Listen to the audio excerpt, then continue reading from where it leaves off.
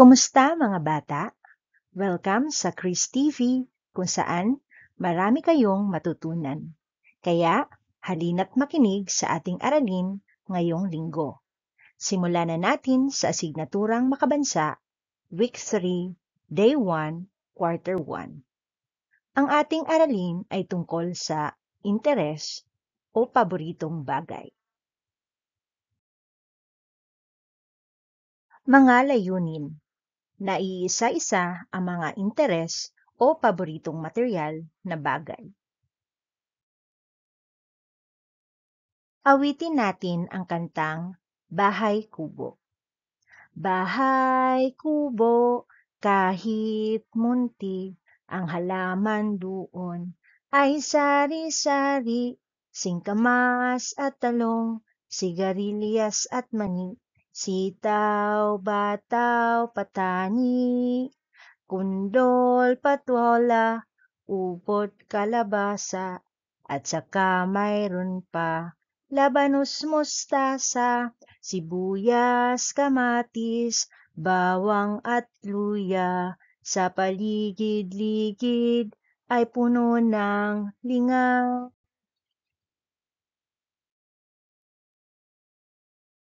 Ano-ano ang mga gulay na nabanggit sa awitin? Okay, di ba marami tayong nabanggit dun sa awit natin kanina?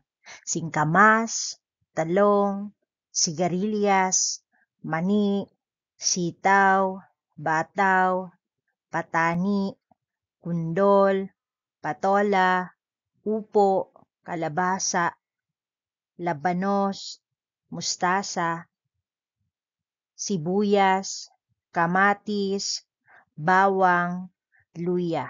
Okay. So bakit naman kailangan nating kumain ng masustansyang pagkain? Siyempre, para maging malakas, malusog ang ating pangangatawan. Basahin ang sumusunod na salita. Interes.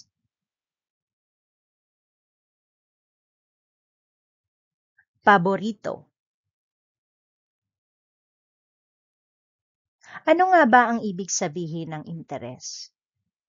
Ang interes ay maaring tumutukoy sa mga bagay na nagbibigay ng kasiyahan at kahulugan sa isang individual. Ito ay ang mga bagay na kadalasang gustong gawin, alamin o paglaanan ng oras ng isang tao. Maaari itong tumutukoy sa mga interes sa sining, musika, sports, panitikan, at iba pa.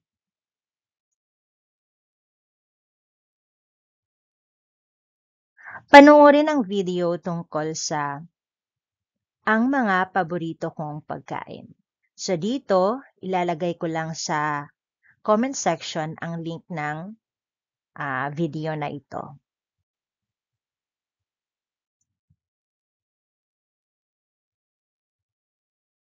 Ayan. So dito, tingnan ang nasa larawan.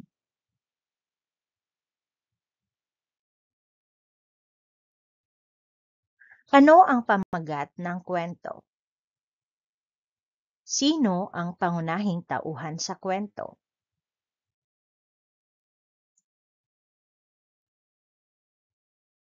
Ano ang paboritong pagkain ng bata? Ano ang ginawa ng bata sa kanyang paboritong pagkain?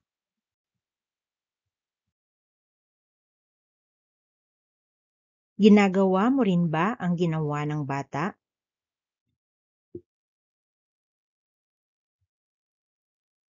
Pagtatalakay tungkol sa mga bagay na paborito ng mga mag-aaral. Gawin ang larong Pick and Tell.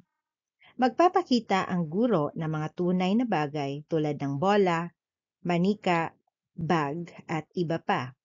Tatawag ang guro ng mag-aaral para pumili ng bagay at sasabihin kung bakit yon ang napili. Maaring magdagdag ng iba pang tunay na bagay na ipakikita sa mga mag-aaral na may kaugnayan sa paksa.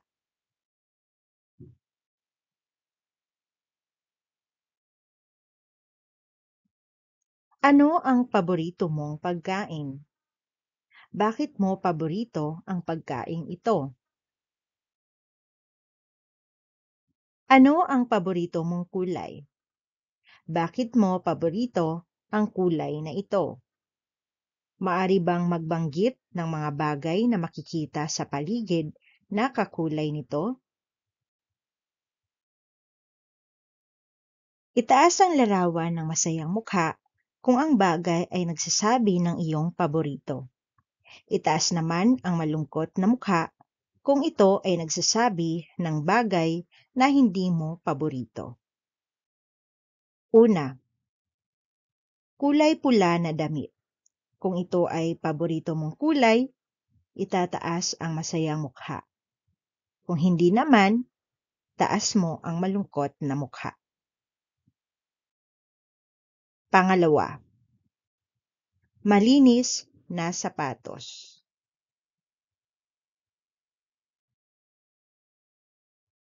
Pangatlo, hinog na saging. Pang-apat, dilaw na mangga. Panglima, makulay na aklat.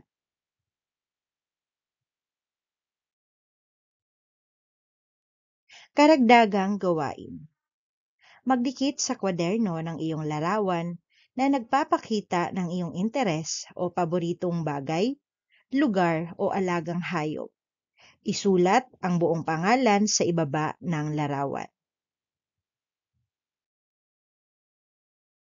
Kung nakatulong ito sa iyo, huwag kalimutang i-like ang video at mag-subscribe para updated ka sa susunod nating mga aralin. Kung may tanong ka o gusto mong mag-share ng natutunan mo, i-comment mo lang sa ibaba. Paalam!